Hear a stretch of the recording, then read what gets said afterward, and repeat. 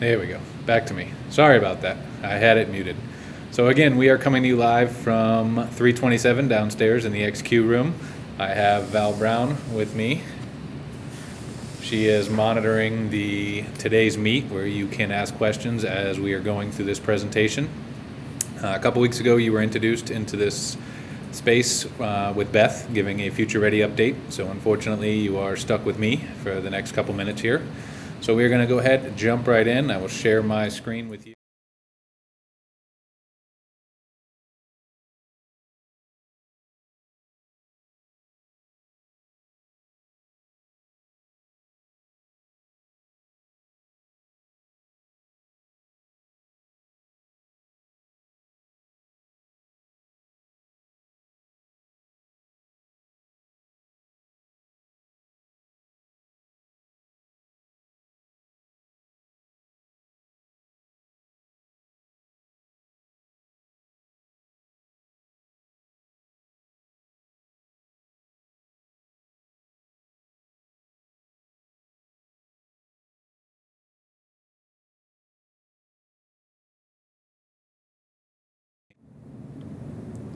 There we go.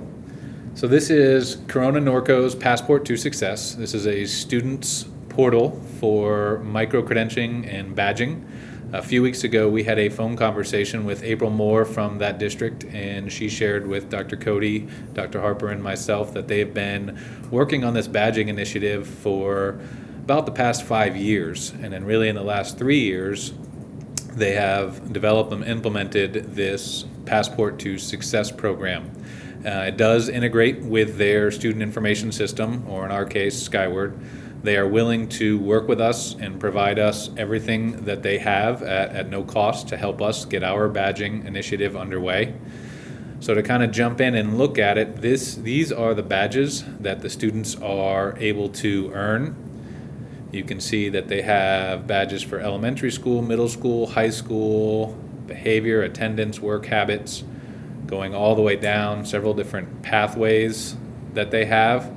But if we kind of scroll back up and take a look at one of these, so the high school path, they have 6 different badges that they can earn throughout high school.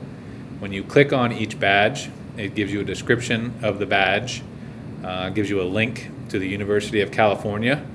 This school district has partnered with the University of California to have this university recognize these badges as credits for certain courses and things that they have done. So that was kind of neat.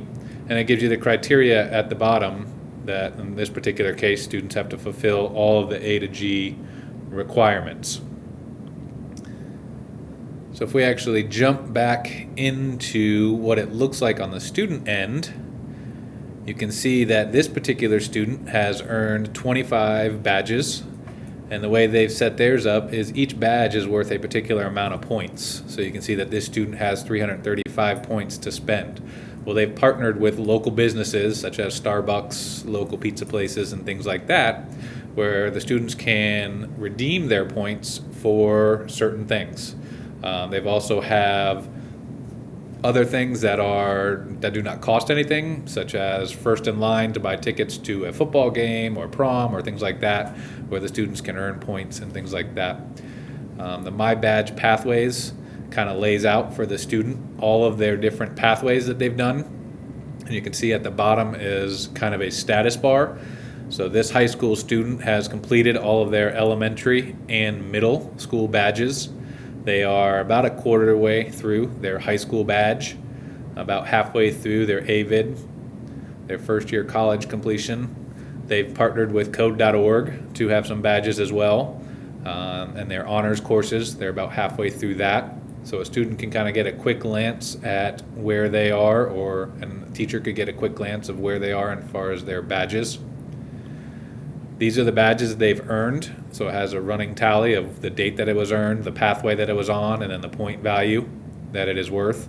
So they can scroll through and see all of their badges and how much they are worth and the dates that they've earned them on. Here's where they would go, and this is just an example, but it would take 500 points to earn a Starbucks gift card. So this is where they could redeem their points. So they would do this in the system, and then the system would send a notice to the teacher or the guidance counselor at the school who would be in charge of handing out those gift certificates. But like I said, a lot of them are just free gift certificate or free things like in line at football game or certain seats or prom, things like that. So again, if we wanted to kind of go through and look at some of these badges, so their A course pathway, you can kind of see here, they have 3 different badges. No. So their year 1 badge, again, the description for it, and again, they have partnered with the University of California, so they must earn a C or higher. The rewards are customizable. We can put our own rewards in there. The same with the badges. We can create our own badges and put our own badges in there. One of the things that I really liked what they did was, especially at the elementary level, they have tried to automate as much of this process as possible. So again, it is talking with their SIS. So for the elementary school, they can earn an outstanding behavior badge. So if they received an S or an O as far as behavior on their report cards, once that is in Skyward, it would automatically reward that badge to them. So there is not any work on a guidance counselor or AP or anybody at the particular school to go through and cross-reference which students received outstanding behavior. It's all automated. Same thing with once you get into the upper grades for SATs, ACTs, if they get a 1500 or higher or 21 or higher on those 2 exams, it again would automatically reward them with those badges.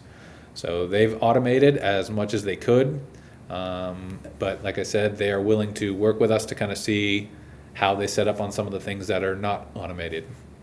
So this is, again, just a quick overview of Corona Nokor's Passport to Success. We've got a couple questions coming in. Kids' grade drops next term, is the badge removed? The question was, if the kids' grades drop the next term, is that badge removed? It would not be. I mean, we could set it up that way, but what I'm thinking, the way they've got it set up is by trimester. So the kid's grade wouldn't be dropped in the first trimester. So if we wanted to say that the student was A honor roll for the first trimester, once they've earned that badge, obviously we can't go back into that trimester and drop their grades to not be on the A honor roll. They just might not get the badge for the second A honor roll for the second trimester. Or if we wanted to make it an entire year, we could do it that way as well. So I mean, these are all the things that we would hash out in our plan of implementation for this. When an elementary student earns a badge, how do they know? Same thing, elementary school students have access to their passport to success, so they would log in, they check their passport, they go through and they're able to see what badges they have. One of the things I think that they were really successful with implementing this in their district was when they rolled this out to students, they had already had a lot of those automated badges inside the student's passport. Because if we are going to show this to kids or teachers, it's nice for them to actually see something inside of there instead of just staring at a blank thing of all the things that you could potentially earn. So they kind of went back and backdated some of the things from middle school kids' elementary school career, and if they did earn badges, they backdated those badges and gave them the badges so that when they logged in for the first time, they could kind of see which badges they've earned already, which I think was a huge success of kind of implementing this and getting everybody on board with using this system.